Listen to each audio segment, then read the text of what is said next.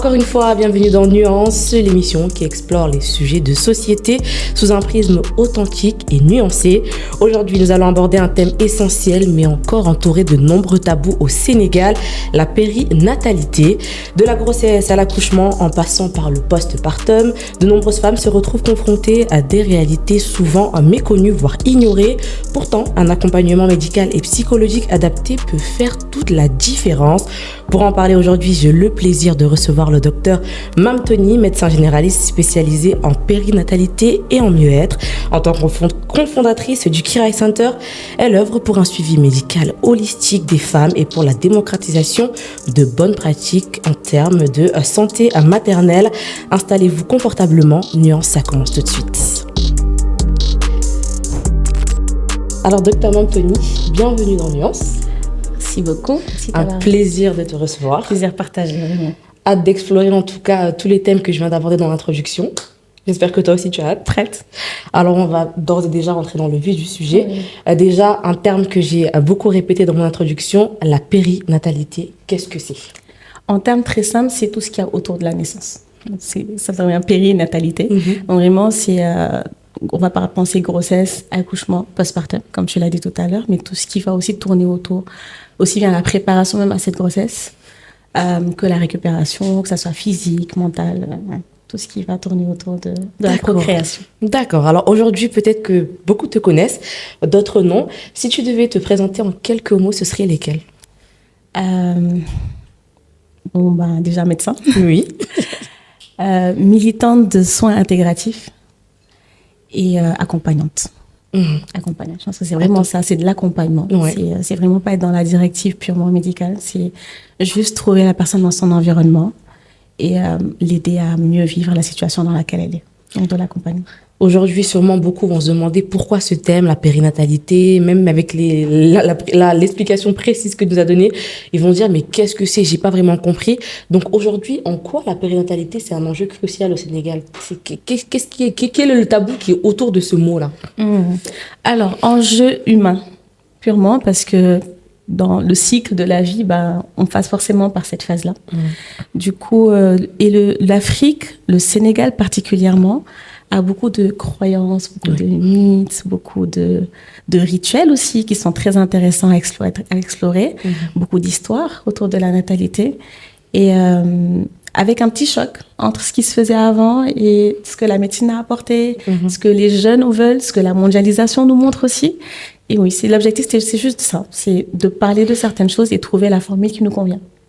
Bien sûr, justement, en parlant de la formule qui nous convient, celle qui nous conviendrait plus ou moins, en tout cas, ce que les jeunes veulent, ce que la mondialisation nous impose. Aujourd'hui, quels sont les défis, en fait, les principaux défis que les femmes enceintes rencontrent au Sénégal ? C'est vrai que le Sénégal est très vaste, donc en fonction des zones, les défis vont être différents, mais le défi sanitaire, surtout, est le plus grand, parce que en positionnement périnatalité en général, on va parler beaucoup de confort, on va parler d'accompagnement, etc. Mais le grand challenge aujourd'hui, c'est vraiment le challenge autour de la vie et de la santé. À Dakar, on est plus ou moins privilégiés. Oui. J'ai eu la chance de pouvoir sortir un peu et de me rendre juste compte en fait qu'en termes d'infrastructure, qu'en termes de moyens pour subvenir à certains besoins, pour aller faire les visites prénatales, pour juste prendre soin de la santé de la maman et de l'enfant, c'est encore gros challenge. Ensuite, il faut un travail sur les mentalités. Oui. Parce qu'il y a encore ce choc de est-ce qu'il faut aller à l'hôpital ou pas, quand est-ce qu'il faut y aller. On fait beaucoup de sensibilisation autour, c'est vrai. Mais en tout cas, on gagnerait à être plus proche de la population juste pour qu'ils aient encore plus confiance. Parce qu'il y a un vrai problème de confiance aussi entre le système médical et la population, malheureusement, malgré tous les efforts qui sont faits, mais on a encore du boulot sur ce plan-là. Justement, tu parles d'efforts. Aujourd'hui, toi, tu es au cœur de cette problématique parce que tous les jours, tu rencontres des femmes enceintes qui, justement, veulent déconstruire tous ces tabous autour de la périnatalité. Aujourd'hui, c'est quoi les plus gros tabous, en fait, auxquels tu as pu être confrontée sur la grossesse ? Il y en a qui sont très simples. Par exemple, les tabous alimentaires. Il y en a plein. Il ne faut pas manger de bananes, il ne faut pas manger de yid, il y en a plein en fonction des familles et des cultures. On a qui est une demande, je pense, qui est assez régulière, c'est l'inclusion de l'homme, du masculin dans la périnatalité. Une demande actuellement très moderne et qui contraste beaucoup avec nos traditions, avec nos croyances. Donc ça, tabou, qui pose, je pense, plus de problème pour les couples en général que je rencontre. L'autre, il est autour juste du changement et de la vulnérabilité qui est autour de la grossesse et du postpartum. Oui. Surtout dans le postpartum.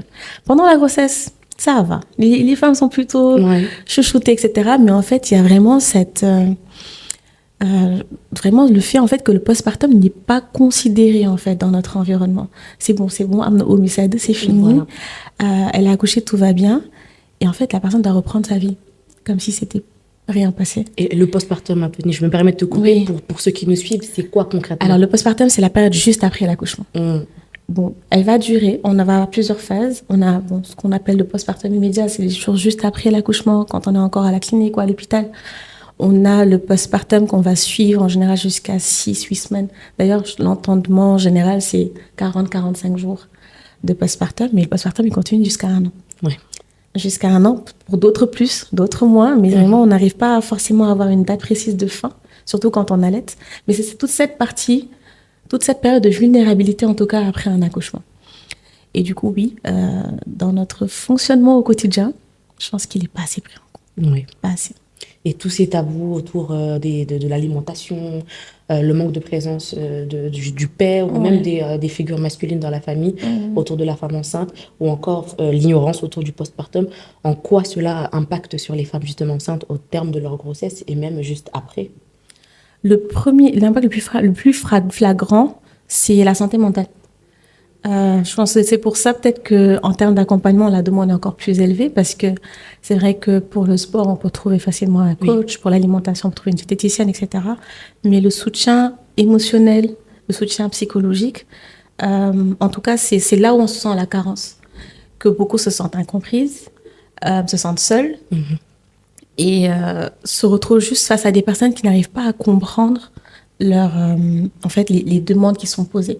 Parce qu'aujourd'hui, c'est de créer un environnement safe dans la famille d'abord, où la femme, justement, qui est enceinte ou qui est en postpartum, puisse juste dire quand elle est fatiguée, dire qu'elle a besoin d'aide, sans forcément se sentir jugée ou différente des autres femmes qui ne se plaignent pas. Parce que ça, c'est un peu notre environnement. Et justement, docteur, comment faire pour ne pas heurter en fait les traditions? Parce que tu l'as dit tout à l'heure, on est peut-être privilégié à Dakar, mais on sait que le Sénégal est vaste, l'Afrique même en général, je dirais. Et dans certaines zones reculées, il est beaucoup plus difficile d'entendre ce discours. Donc aujourd'hui, toi, tu es spécialisée, mais pour une personne lambda en fait qui souhaiterait faire bouger les choses, comment s'y prendre sans pour autant heurter peut-être les parents, les grands-parents, les traditions? C'est de commencer avec ça. Et je pense que même ici à Dakar, c'est un peu l'approche qu'on a utilisée nous au centre, c'est de commencer avec la tradition justement, parce que tout n'est pas à bannir. Au contraire, je trouve qu'on a beaucoup de beaux trésors, de belles valeurs qui sont intéressantes. C'est juste que justement juste dans le protocole et dans la façon de transmettre, on a quelques biais. Mais la femme enceinte en Afrique, je le dis tout le temps, elle a toujours été accompagnée. La femme en postpartum aussi. On voit actuellement beaucoup sur les réseaux des vidéos qui tournent avec le mois d'or. On voit les Asiatiques, etc., enfermés dans des maisons, etc. Elles font rien, à part allaiter, dormir. Ça, c'est notre tradition, ça. Dans beaucoup de villages encore, une femme qui vient d'accoucher, elle fait rien. Elle est couvée. Elle est enfermée dans une chambre. Elle fait ses massages, on lui prépare ses soupes, ses bouillies. Elle ne s'occupe que d'elle et de son enfant. Et ça, c'est pour allaiter. Et même quand elle a besoin de repos, on va tenir l'enfant, pour lui laisser juste le temps de récupérer. Donc, aujourd'hui, justement, dans les autres régions, dans les autres zones, c'est commencer par ça. Commencer par les choses qui fonctionnent bien, les utiliser pour que les aînés comprennent qu'on n'est pas, en fait, en train de lutter contre le système qui est déjà en place, on cherche juste à l'améliorer. Et l'améliorer, ça va être, au fur et à mesure, petit à petit, on va comprendre. Aujourd'hui, quand on parle d'allaitement maternel exclusif, à la base, c'est ce qui est naturel. Bien sûr. Puis, il y a eu la mode du lait artificiel. Maintenant, on comprend qu'il faut retourner dessus. Et ce sont des petits arguments qu'on peut utiliser pour attirer les anciens, leur faire comprendre que, justement, on cherche juste à avoir un environnement plus serein. Et moi, je pense que tout le monde est gagnant, en fin de compte. C'est ça. J'ai une phrase que je répète souvent, c'est « il faut mobiliser le village ». Mais il faut savoir comment mobiliser le village. Par exemple, je vais dire souvent à mes patientes, si vous avez une tante qui a l'habitude de venir à la maison qui veut tenir bébé, alors que vous voulez tenir bébé, Oui. Elle veut aider. Donc, Bien demandez autre chose. Peut-être que la tata, elle va préférer faire une soupe pour vous. Ou en tout cas, qu'elle peut faire autre chose, mais il faut apprendre aussi à exprimer les choses. Trouver des consensus aussi. Il faut trouver des consensus, il faut discuter, il faut verbaliser les demandes. Parce que des fois, elles sont implicites, on pense que tout le monde va comprendre ce qu'on veut, mais en fait, ça ne se passe pas comme ça. C'est juste créer des environnements de communication. Et c'est d'ailleurs ce que j'essaye de faire aussi au centre, c'est juste de rassembler les gens autour d'un sujet, que chaque personne puisse en fait dire ce qu'elle pense et qu'on trouve un consensus ensemble. Justement, on y vient au centre, le Kiraï Center, et Pré-Guicare plus précisément, tu nous en parleras plus amplement, tu diras de quoi il s'agit concrètement, mais on va parler de ce suivi médical. Vous, ou toi plus précisément, Tony, qu'est-ce que tu fais au niveau de ce centre en fait? En quoi le suivi médical est également important autour de la périnatalité? Alors, c'est vrai qu'en tant que médecin généraliste, je ne vais pas voir ma patiente comme une femme enceinte, point. Et justement, même quand elle vient comme une femme enceinte et qu'elle a d'autres choses derrière, j'arrive à avoir cette vision 360, en tout cas, que la médecine peut me donner. Et ça me permet peut-être d'être plus précise dans ma prise en charge. De comprendre, par exemple, les inquiétudes de son gynécologue, de savoir quand est-ce qu'il faut référer à un neuro ou à un ostéo. En tout cas, de servir, je dis souvent, je sers de tampon entre le médecin spécialiste de la grossesse et cette patiente-là. Et oui, ça me renforce beaucoup. Et je pense que ça rassure aussi les patients de savoir qu'elles ont en face quelqu'un peut-être qui a un certain bagage médical. Et je peux être très sollicitée pour ça. Aujourd'hui, il y a peu de centres comme le Kiraï Center. On en dénombre peu. C'est vrai que c'est encore tabou, justement. C'est pas encore quelque chose qui est vulgarisé, qui est courant. Beaucoup seraient choqués de dire qu'il y a un centre dédié à la périnatalité, un centre où les femmes peuvent aller s'épanouir et vivre leur grossesse. Donc aujourd'hui, le Kiraï Center, c'est quoi? Si tu devais l'expliquer à ceux qui ne le connaissent pas. Alors, le Kiraï Centre, c'est un centre de thérapie et de mieux-être. C'est comme ça qu'on l'a appelé. Donc, c'est vrai que la périnatalité, c'est une partie du centre. Le centre Kiraï, c'est pour nous le centre de la famille. Et c'est un centre qui est très orienté à accompagnement. Donc, comme le mot en wolof Kiraï, en fait, qui veut dire juste encadrer, accompagner, couvrir. Et notre objectif à nous, c'est de pouvoir, en fait, d'avoir eu un endroit où on peut créer un cocon pour les familles, où ils peuvent trouver des professionnels avec qui ils peuvent discuter de sujets divers. Donc, par exemple, pour le côté santé mentale, on a la psychothérapie. Donc, psychothérapie individuelle, les thérapies de couple, les thérapies familiales, les accompagnements pour les deuils, pour les traumas, etc. Et après, après Guicare, on a la salle de sport, on a du bien-être, donc du soin au corps avec tout ce qui est massothérapie, etc. Et on reçoit des adolescents, on reçoit des enfants. Donc, vraiment, c'était ça l'objectif, c'était juste d'avoir une réplique un peu de notre système traditionnel, mais avec des professionnels. Que ce soit encadré. Encadré. Parce qu'avant, c'était ça, c'était dans la famille, il y avait le grand-père, la badienne, il y avait tout le monde. Donc, tout le monde intervenait dans le problème social, en tout cas dans l'étape sociale dans laquelle on est, que ça soit pour élever un enfant ou pour aider une femme à juste bien gérer sa grossesse. Et puisqu'aujourd'hui, nous ne vivons plus comme ça, et qu'il y a plein de questions qui sont en suspens, et que nous sommes une génération qui est entre les deux, tiraillée finalement, entre la tradition et la modernité, c'était ça en fait, c'est de créer cet espace. Donc Pré-Guicare, en fait, on va dire, découle en fait du Kiraï Center, en fait. Oui, bon, Pré-Guicare est né avant. Il est né avant, c'est bon. Pré-Guicare est né avant parce que j'ai commencé Pré-Guicare en 2019. Donc c'était tout petit, je me déplaçais à domicile à l'époque, etc. Puis ma mère aussi est thérapeute, donc elle consultait dans une clinique. Puis après un jour on s'est assis, on s'est dit bon, moi je cherchais un local aussi parce que ça avait commencé à bien marcher. Elle aussi, elle voulait sortir du cadre hospitalier parce que vraiment c'était pour déconstruire le côté santé mentale de l'hôpital et tout ça. Et on s'est dit bon, on va s'asseoir et puis on va bosser ensemble. Et comment on vit ces débuts en fait? Comment on se lance dans la santé, dans le bien-être et surtout dans la périnatalité en fait, dans un pays comme le Sénégal? Comment tu as vécu tes débuts? Oui, parce que quand j'ai commencé, j'étais seule. Santé mentale aussi, psychothérapie, c'est le premier centre. Ça reste aussi un grand tabou. C'est le premier centre, donc vraiment, on commence, on a peur. Clairement, il faut beaucoup de courage. Il faut aussi beaucoup de soutien. Je pense qu'on a eu cette chance-là d'être soutenus et d'avoir des personnes qui croyaient en fait que c'était possible. Et on a eu un petit coup de pouce de l'univers, je crois. Parce qu'en fait, on a commencé, il y a eu Covid. Il y a eu la 4e vague Covid. On a ouvert le centre, on a fait l'inauguration, puis il y a eu Covid. Sauf que la période Covid, c'est une période qui a fait comprendre aux gens que la santé mentale était importante. Et du coup, en termes de timing, c'était plutôt bien. C'était dur parce qu'il fallait fermer le centre après l'ouverture, etc. Mais c'était bien. C'est là où beaucoup de personnes ont pris conscience en fait que la santé mentale joue un rôle clé, les gens ont pris conscience. Que ce soit dans la vie ou dans la périnatalité. Justement, là on a parlé de la santé mentale et de la périnatalité. C'est ça. La santé mentale aujourd'hui, quelle place elle a dans la périnatalité? Grande, parce que grossesse, postpartum, état de vulnérabilité clairement, état de grands changements, beaucoup de métamorphoses, beaucoup de changements physiques, beaucoup de changements sociaux, beaucoup de changements dans le couple, dans la vie de famille en général.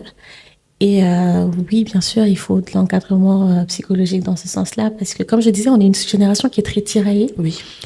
Et du coup, la question qui revient plus, c'est comment est-ce que je vais bien faire les choses? Et c'est une grande pression souvent que je vois chez les parents, en fait, pas seulement chez les femmes, chez les parents que je reçois, parce qu'en fait, je reçois en couple. Et c'est vraiment comment je fais pour, dans ce monde-là, avec tout ce qu'on nous donne comme information pendant la grossesse, tout ce qui est dangereux, qu'est-ce qu'il faut manger, où est-ce qu'il faut aller, la préparation, l'accouchement même, quel type d'accouchement, où est-ce que je dois accoucher, les cliniques, etc. En postpartum. Comment je récupère bien, comment je fais ma rééducation, comment je m'occupe de mon enfant correctement en termes de puériculture, quel type d'éducation je vais lui donner. On est une génération qui se pose énormément de questions parce qu'on veut rester ancré et on veut aussi rester ouvert à tout ce que nous apporte le reste du monde. Et oui, sur ce plan-là, donc du coup, à cause de cette remise en question, le mental aussi, il joue énormément. Plus maintenant tout le côté hormonal, physique, etc., qui bien évidemment a un grand impact sur le mental. Et tout à l'heure, on en parlait en off. Tu me disais que souvent, tu reçois des patientes en fait qui sont justement tiraillées entre ces deux mondes, c'est-à-dire la tradition et puis le moderne. Aujourd'hui, quelle approche tu as en fait vis-à-vis de ces patientes qui ont du mal à sauter le pas? La même, en fait, pour moi, chaque accompagnement est spécifique justement à l'environnement de la personne. Et c'est d'ailleurs pour ça que je dis souvent, c'est difficile de faire des prépas de groupe parce que ça va être quelque chose de très générique. Et c'est vraiment important de répondre à l'environnement de la personne. Les réalités ne sont pas les mêmes. Les réalités ne sont pas les mêmes, c'est vraiment important. Et c'est dans ce sens-là que ça va toujours démarrer par l'étude de cet environnement. Quelle est la demande? Et pour cette patiente, qu'est-ce qui est important? Est-ce que dans son bien-être et dans sa façon de fonctionner, c'est cette méthode moderne qui lui convient ou pas? Maintenant, moi, je suis persuadée qu'il faut les deux. Et donc, honnêtement, c'est pas si compliqué parce qu'il faut juste rester à l'écoute de la demande et de répondre juste à cette demande. Souvent, je vais juste dire à mes patientes, faites confiance à votre instinct d'une certaine manière parce que dans cette période-là, il est très réveillé. Et il peut nous guider cet instinct peut nous guider d'une certaine manière. Et après, c'est des outils. C'est vraiment juste des outils. C'est vraiment pas de l'expérience. Je dis ça souvent, c'est qu'en termes d'accompagnement, on ne fait pas l'accompagnement en fonction de ce que l'on sait. Je n'accompagnerai pas ma patiente en fonction de mon prisme familial, en fonction de mes croyances. Ce sera vraiment en fonction d'outils très concrets qui pourront l'aider à prendre certaines décisions, en tout cas, à utiliser ses propres ressources. L'objectif, c'est ça, c'est de prendre ses ressources pour qu'elle puisse les potentialiser, pas forcément qu'elles viennent de moi. D'accord. Important à savoir ça quand même aussi. C'est vrai que chaque personne, en fait, chaque femme vit sa grossesse en fait différemment de l'autre. On ne peut pas mettre tout dans un même sac. Et pour la même femme, les grossesses vont être différentes aussi. Donc même le premier accompagnement, parce que j'en ai une que je suis là actuellement, c'est sa 3e grossesse avec moi. Et c'est pas la même chose. Clairement, on a fait tout change. À chaque fois, c'est une nouvelle chose, une nouvelle aventure. Et du coup, un nouveau type d'accompagnement et de nouveaux outils. C'est important à savoir, surtout pour les membres de la famille. Je pense qu'une fois que la machine est enclenchée, la 2e et le 3e sera simple. On dit que ça va être plus facile. C'est ce qu'on se dit, ça va être plus facile, etc. C'est pas toujours le cas. Ça peut être le cas, mais c'est pas toujours le cas. Et bien sûr, même en fonction de l'âge, en fait. L'âge change, l'environnement change, le couple a évolué. Avoir un nouvel enfant alors qu'on en a un autre, en termes d'organisation, c'est pas la même chose. Donc, bien sûr, la famille qui s'agrandit. C'est ça. Alors là, docteur, on va parler aussi de l'offre et de la demande. Dans le milieu dans lequel tu évolues, dans lequel vous êtes plusieurs à évoluer, enfin pas tant que ça, pas plusieurs, on voit que est-ce que la demande déjà est là? Est-ce que la demande est présente déjà? Oui, très. Je trouve qu'il y a de la demande. Et ça, je dis c'est même dommage qu'il n'y ait pas plus de centres. Parce qu'il y a de la demande, il y en a. Justement, je voulais en venir par rapport à la demande, l'offre est quand même peu présente. Elle est peu présente. Après, elle est diversifiée, je trouve ça intéressant. On a plusieurs centres qui sont nés, je pense qu'il y en a 3, 4 actuellement dans le secteur, qui ont des approches différentes. Et je trouve ça trop bien, parce que justement, chaque patiente, en fonction de sa vibe, en fait, choisira en fait, le centre qui lui conviendra. Et au-delà de ça, je pense qu'on est toutes complémentaires d'une certaine manière. Et je pense d'ailleurs, c'est ce qu'il faudrait faire, c'est qu'il faudrait peut-être rassembler un peu plus les professionnels autour de la question. Qu'on puisse un peu plus discuter en fait de la prise en charge des patients, mais on gagnerait à avoir encore un peu plus de professionnels sur le sujet. Surtout, je dis souvent, de professionnels de santé sur le sujet. D'accord. Il n'y a pas assez de spécialités, de sous-spécialités. Par exemple, les infirmières, les sages-femmes, il n'y a pas beaucoup de sous-spécialités. Les médecins vont en avoir, mais on n'a pas, par exemple, d'infirmières puéricultrices, de formation de puériculture pure, en fait. Il y en a qui vont. Il le faudrait. On a une population jeune. C'est ça. Et on a beaucoup de demandes à ce sujet-là. Donc, ce sont des choses comme ça qui seraient très intéressantes à développer. Et justement, là, on est sous une nouvelle ère gouvernementale, si je peux dire ça comme ça. On est passé sous un nouveau président, un nouveau ministère de la femme et de la petite enfance. Aujourd'hui, vous, dans votre milieu, en fait, quelle aide ou bien qu'est-ce que vous attendez de l'État, peut-être quelque part, si vous attendez quelque chose de leur part? Oui, surtout que c'est un nouveau secteur. Donc, en fait, par exemple, quand on ouvrait le centre, on allait demander des renseignements un peu par rapport au ministère de la Santé, voir un peu qu'est-ce qui existait. Santé mentale, psychiatrie, oui, encadré. Les psychothérapies, oui, il y a l'association des psychothérapeutes du Sénégal, etc., qui permet d'avoir un corps et d'autres collègues.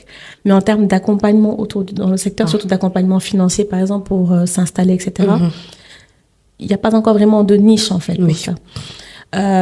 Périnatalité, alors là... c'est le néant. Il n'y a rien. Et ça entretient le tabou, justement. Justement, ça entretient le tabou. Donc, en fait, souvent, les gens se disent c'est un truc pour les gens riches. Ou c'est un truc pour les petits tout bas. Alors que vraiment, c'est vraiment, il y a le mythe là autour de c'est pour des gens privilégiés. Alors que non, en fait, c'est vraiment tout le monde en a besoin. Tout le monde en a besoin. Aujourd'hui, oui, plateau en français, mais en vrai, l'idéal, ce serait de pouvoir former plein de personnes en poulard, en wolof, partout, en fait. Je dis toujours, il faudrait que tous les services, que toutes les maternités et les doulas, à la base, la doula, c'est un truc africain en plus. Oui, en plus. On a toujours eu des matrones. On en a toujours eu. On a toujours eu la vieille du village qui s'occupe des femmes enceintes. Bien sûr. Qui vient les prendre pour aller faire le tour dans le village, etc. Et qui donnait certains conseils. Donc, c'est juste revenir à ça.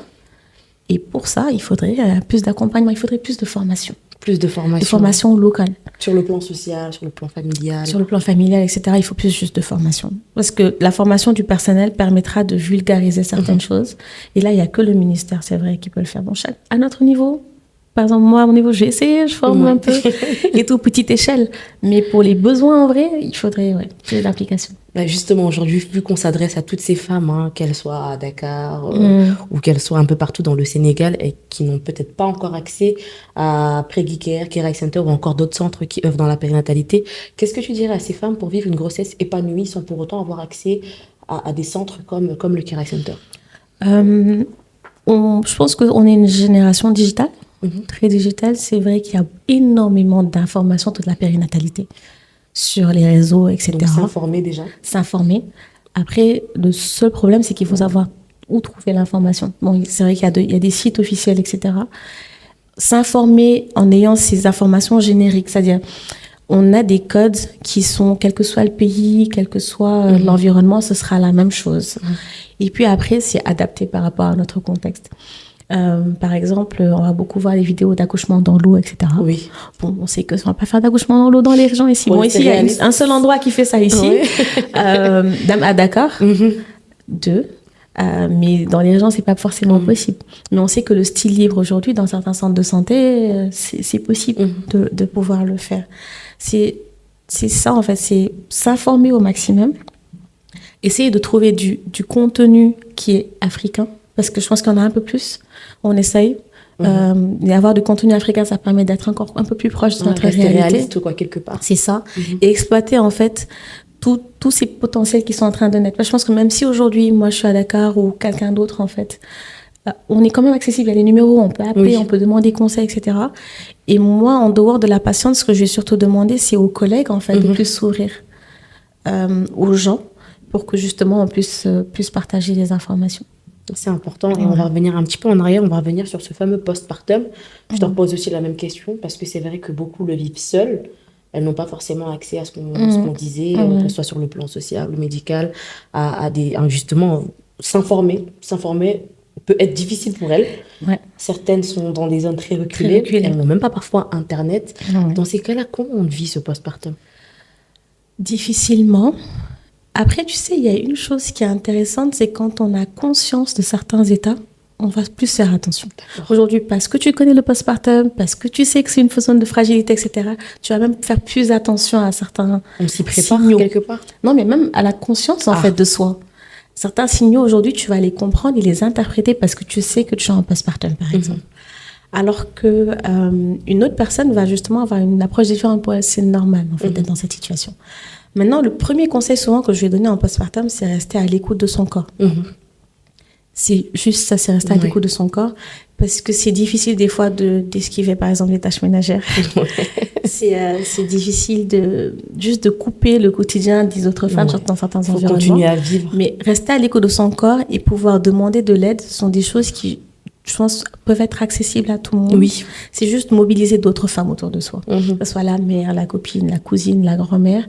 Mais trouver d'autres personnes, c'est mobiliser le village autour de la question pour qu'ils puissent en fait prendre le relais sur d'autres choses qui peuvent être déléguées. Parce que c'est vrai qu'on n'est pas obligé de tout faire. Non. Si on peut s'occuper de soi, de sa maison, etc., mais quelqu'un d'autre peut faire des courses pour nous, peut diminuer, peut nous attraper le seau parce qu'il est trop lourd et que ça peut nous faire plus de mal, etc. C'est ça, mobiliser le village autour de soi et rester à l'écoute de son corps pour, en fait, dès qu'on se rend compte que là, on est en train d'arriver vers une limite où ça va pas, de pouvoir le dire. Ça passe par des petites choses. Ouais, des petites choses du quotidien, c'est le repos, qui a l'air assez évident. On dit souvent au moment dormez quand bébé dort, mais non, c'est pas possible.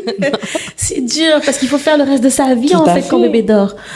Mais par exemple, je vais leur dire quand bébé dort, dormez 30 minutes quand même. Oui, quand même. 30 minutes, même une petite sieste, même si vous ne dormez pas, allongez-vous un peu. Tout à fait. Et puis après, partez. Il y a autre chose qu'on dit souvent au centre, c'est prenez rendez-vous avec vos problèmes. Mais prenez rendez-vous avec vos problèmes, prenez rendez-vous avec vos tâches. Il y a des choses qui peuvent attendre. Oui.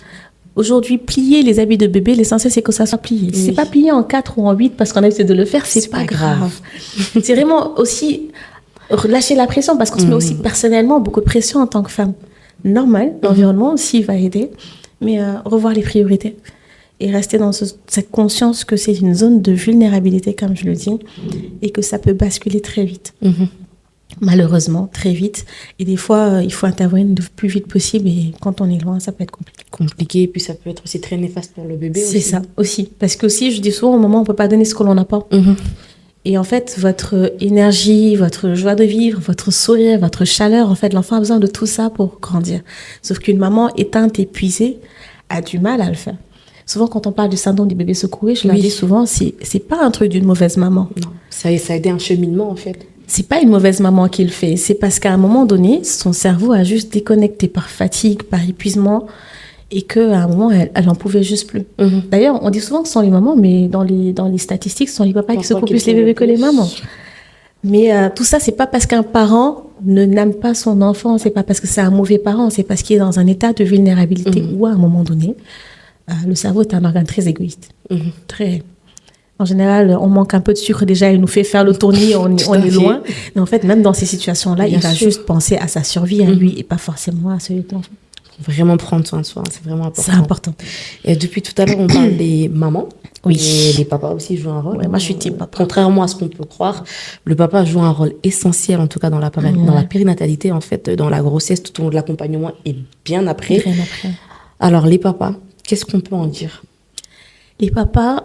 je dis souvent que je suis team papa. Oui. Parce je trouve qu'ils n'ont pas assez d'espace où s'exprimer, tout simplement. Parce qu'en tant que femme, on a nos tantes, nos cousines, on a un espace où on peut discuter, mine de rien. C'est plus facile. On nous a toujours appris à verbaliser certaines choses, à poser des questions, et on a entendu assez de récits autour de la grossesse et de la périnatalité, en fait. Alors que les hommes, je pense que même pour le mariage en soi, ils sont peu préparés. Ils sont très peu préparés, encore moins, en fait, pour l'arrivée d'un enfant. On leur dit que c'est un truc de femme. Tout à fait. Sauf qu'ils sont avec leurs épouses, en fait, qui voient les changements physiques. Ils sont curieux de savoir ce qui se passe. L'enfant imaginaire, aussi bien qu'il se développe dans l'imaginaire de sa maman, il se développe dans l'imaginaire du papa. Bien sûr. Souvent, on va dire, les mamans vont faire des grossesses physiques et le papa des grossesses psychologiques. Oui. Mais oui, et puis il y a toute la préparation autour, l'organisation, les finances, etc. Donc en fait, la vie change pour les deux. Et c'est ça, en fait. Je pense qu'il faut juste leur créer un espace où ils peuvent s'exprimer. Et on se rend très vite compte qu'ils ont plein de questions, en fait. On attend. Souvent, j'ai beaucoup de papas qui sont... Je suis pas très chaud pour venir en prépa. En recul, mais... Et dès qu'on commence la première session, après, je me rends compte qu'ils ont encore plus de questions, même que la patiente. Et du coup, ça crée un environnement, même dans le couple, je trouve, plus apaisé. Ça fait plus de connexion, surtout par rapport à la grossesse, etc. Et ça permet même de connecter ce papa à son enfant qui arrive. Parce que, du coup, il se sent pas largué, en fait, éloigné du process. Il est vraiment dedans. Oui. Il vit le process. La grossesse, l'accouchement, c'est la même chose. Je leur dis, bon, tout le monde n'est pas forcément prêt pour aller en salle. Il faut se préparer. Comment on se prépare à l'accouchement physiquement en tant que maman? On se prépare à l'accouchement en tant que papa. Bien sûr. Et comme je dis toujours, c'est important, en fait. Je trouve que ce sont les deux parents, c'est leur enfant. Ils ont leur rôle à jouer pleinement. Je trouve que cet enfant mérite de rencontrer ses deux parents en même temps.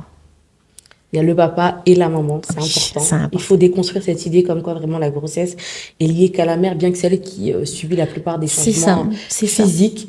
Le papa aussi, socialement parlant, psychologiquement parlant, il en vit aussi des changements. Il en vit beaucoup. Émotionnellement, beaucoup d'émotions chez les papas. On s'en rend compte en général pendant les accouchements, mais beaucoup d'émotions refoulées et gardées parce qu'il faut rester un homme, il faut gérer, etc. Et je trouve juste que même pour les patientes, pour les mamans, moi je trouve que les mamans accompagnées par exemple, elles sont plus courageuses en salle. Parce qu'elles sentent qu'elles ont le soutien de leur conjoint. C'est un soutien que moi je peux pas remplacer, que le gynéco peut pas remplacer, que la sage-femme peut pas remplacer. Donc les papas, moi je trouve que c'est bien. C'est bien qu'ils viennent en session. Puis les enfants, on les fait à deux. On les fait pas tout seuls. C'est ça, on les élève à deux aussi. Voilà. Et en fait, ils ont juste besoin d'avoir des outils. Et dès qu'on leur donne les outils, c'est plus facile. C'est juste des outils. C'est de l'outil. Je dis souvent, c'est pas de la préparation à l'accouchement. C'est pour ça qu'on dit préparation à la naissance. Parce que sinon, on reste que sur l'accouchement. Et là, la femme est la seule impliquée. Je leur dis souvent, on n'est pas en train de préparer l'accouchement, on est en train de préparer l'arrivée de votre enfant. Tout ce qui est autour. Tout ce qui est autour. Et on n'est pas en train de vous dire exactement comment ça va se passer, on est en train de vous donner des outils. Pour que, quelle que soit la situation qui se passe devant vous, vous ayez des ressources. Et qu'après, si on n'a pas les ressources, on a toujours d'autres professionnels à qui on peut poser des questions parce qu'on ne peut pas aborder tous les sujets. Mais c'est juste de l'outillage, en fait. C'est vraiment pas un cours. C'est de la discussion de l'outillage. Très important et très rare, en fait, qu'on parle de ce genre de sujet en évoquant les papas. Donc, ça fait du bien d'essayer de leur rappeler. Moi, j'aime trop faire les sessions avec eux. Honnêtement, j'adore les sessions avec eux. Parce que déjà, c'est très fun parce qu'on va rentrer justement sur des questions qui, pour moi, peuvent être évidentes. Et finalement, en fait, qui sont importantes à aborder dans le couple. Et puis, souvent, je dis, ce sont les gardiens du projet de naissance. Moi, en général, c'est ça. Moi, les papas sont les gardiens du projet de naissance. C'est à eux qu'on explique les protocoles. C'est eux qui vont suivre l'alimentation, les médicaments de la maman, qu'est-ce qu'on veut faire ou pas avec bébé, à quel moment est-ce qu'on allait faire le poids à poids avec les papas, etc. Donc, vraiment, ils sont dans le process. Bien sûr, ils sont... Les papas, vous êtes en plein dedans. Oui, je dis papa, je le dis tout le temps. Ne l'oubliez pas. Alors, Mme Tony, j'aime bien aussi poser cette question à mes invités. Anecdotes dans mes invités, dans les différents secteurs d'activité dans lesquels ils évoluent. Toi, tu évolues dans un secteur d'activité, tu as dû vivre quand même pas mal d'expériences, tu as dû vivre aussi pas mal de choses, en rencontrer du monde aussi. Quelle expérience qui t'a le plus marqué en fait aujourd'hui? S'il y avait une anecdote ou une chose que tu devais retenir depuis tes débuts, ce serait quoi? C'est celle grâce à qui Kira existe, Kira existe en tout cas. À l'époque, j'avais aucun outil. Et j'ai rencontré une jeune femme pendant une de mes gardes qui était tellement sereine et qui a géré son accouchement avec tellement de patience, et qui était dans la communication. En fait, elle était tellement juste connectée que je me suis dit, en fait, c'est possible. Parce que après ça, à l'époque, je voyais que les gens arrivaient en catastrophe. C'était vraiment douleur, cri, etc. C'est vraiment le truc de l'hôpital. Et c'est grâce à elle, en fait, que Kira existe. Parce qu'elle m'a rêvé un peu dans le sens qu'on en a discuté après. J'ai compris qu'elle avait été d'une certaine manière accompagnée par sa famille. D'accord. Et en tout cas, moi, c'est le truc qui me marque le plus. Et à chaque fois que je vois une patiente, du coup, que je l'accompagne et que je me rends compte que elle arrive à être dans cet état-là, pour moi, j'ai gagné ma journée. En fait. J'ai gagné ma journée. Donc, c'est quelqu'un pour qui je prie beaucoup. Je sais pas où est-ce qu'elle est, mais c'est le truc que je recherche le plus. C'est pourquoi est-ce que j'ai commencé. C'est un peu ton rôle aussi d'apaiser, d'apporter de la sérénité à toutes ces femmes qui s'en vont donner la vie. En fait. C'est ça. Que ça soit à distance ou en présentiel, parce que je vais faire les deux. C'est vrai que je vais beaucoup accompagner. je vais accompagner le conjoint pour qu'il soit assez prêt pour faire la doula en salle. En général, je préfère même qu'ils le fassent. Donc, ils vont avoir toutes les techniques de massage, de respiration, etc. Donc, souvent, c'est les papas qui vont faire ça pour leur femme. Il y a certains couples qui vont demander à ce que je sois là. Oui. Et ça aussi, ce sont des moments très magiques. Et pour ces couples-là, justement, c'est souvent ça. Je me dis juste, mon travail à moi, c'est que quand j'arrive, justement, qu'ils sentent en fait que tout va bien se passer. Oui. Et c'est vraiment ça. Le premier truc que j'arrive, en général, quand je fais, le premier truc que je fais, c'est le contact visuel. Si je suis là, c'est bon. On va gérer ça ensemble. Et c'est vraiment ça, c'est une équipe qui se crée. Et souvent, je fais partie de tellement de familles maintenant. Tu rentres dans leur intimité, quelque part. C'est leur intimité. En fait, c'est tout le projet d'une famille. Des fois, il y a des histoires de PMA derrière. Il y a des histoires d'enfants perdus avant. Il y a tellement de secrets qui me sont confiés et avec tellement de confiance. Et du coup, je me dis, j'ai tellement d'enfants et tellement de familles dans lesquelles je suis membre maintenant, que oui, c'est... Souvent, quand les gens me font des retours, je leur dis, vous ne savez pas comment est-ce que moi, j'ai de la chance d'être remplie autant d'énergie et de rencontrer autant de personnes. C'est juste incroyable. C'est beau, en tout cas. Franchement, c'est très beau et puis ça inspire. On arrive bientôt à la fin de l'émission, mais avant, on va bien sûr entendre tes derniers mots, ton message, ton conseil principal pour les futures mamans qui nous regardent et leur entourage. De ne pas avoir peur. Même si c'est nouveau, même si ça a l'air très complexe tout ça, le corps sait faire ce qu'il a à faire. La nature est bien faite. Il faut avoir confiance dans le processus. Et cette confiance permet déjà d'être un peu plus apaisé. Et après, on trouvera les outils. Mais d'abord, commencez par ça. N'ayez pas peur. On y va tout doucement. On fait confiance au corps, à la nature. Et après, nous tous, là, professionnels de santé, accompagnantes, etc., on viendra juste vous aider. Mais à la base, tout ce qui doit exister existe déjà dans le corps de chaque femme. Et un dernier mot, en fait, sur l'importance de briser le tabou, les tabous autour de la périnatalité. Il y en a énormément. Et je dis souvent, pas la peine de créer des batailles pour les briser. Il faut juste trouver des environnements propices à la discussion. Parce qu'on est une société qui discute beaucoup. Et je pense qu'il n'y a que comme ça qu'on réglera les problèmes. Posez les débats. Ne vous fatiguez pas à les poser, parce que ça peut prendre du temps. C'est pas une discussion qu'on réglera ça. Impliquez les aînés dans tout ça, mais c'est juste poser le débat. Posez le débat, trouvez des arguments, et puis au fur et à mesure, appelez-moi, je peux toujours vous aider pour qu'on puisse en parler. Mais vraiment, c'est juste ça. Posez le débat au fur et à mesure. Petit à petit, les choses changeront. Merci beaucoup. De rien, c'était un plaisir. Le plaisir est partagé. À chaque fois que j'ai des invités, je dis que les sujets qu'on aborde, on pourrait en parler pendant des heures. C'est vrai. Mais une fois n'est pas coutume, de toute façon, on aura encore l'occasion. Et puis, si vous voulez en savoir plus, appelez-la, comme elle vous l'a dit. Vous aurez toutes les informations au bas de la vidéo. Merci de nous avoir suivis. Merci encore une fois aussi à toute l'équipe du studio Toftel Studio, qui s'attelle, comme je dis toujours, à nous mettre en lumière. Merci énormément à eux. Merci également à notre invité du jour, qui, je le rappelle, est le docteur Mam Tony, que vous pourrez retrouver au Kiraï Center, après Geeker aussi. Vous inquiétez pas, je vous donnerai toutes les informations. En espérant vous retrouver très vite, je vous invite à vous abonner, à partager et à liker. Au revoir, merci.